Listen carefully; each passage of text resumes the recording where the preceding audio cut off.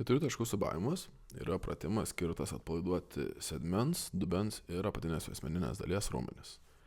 Tai yra labai paprastas pratimas, iš esmės atsistojame ant keturių, iš šuniuko pozicija, rankos pečių ploti, keliai sulenkti, galva žiūri kiek į priekį. Neišverskite per daug galvos, kad neišlenktume pačios stuburo ašies. Tikslas ją viso pratimo metu išlaikyti tiesę stuburo ašį. Taigi, pradedam sviriamą atgal ir į priekį. Paprastas pratimas. Keli akcentai.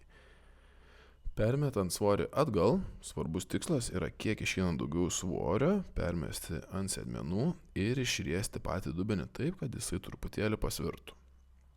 Kiek manom daugiau svorio ir tempimo į sėdmenis.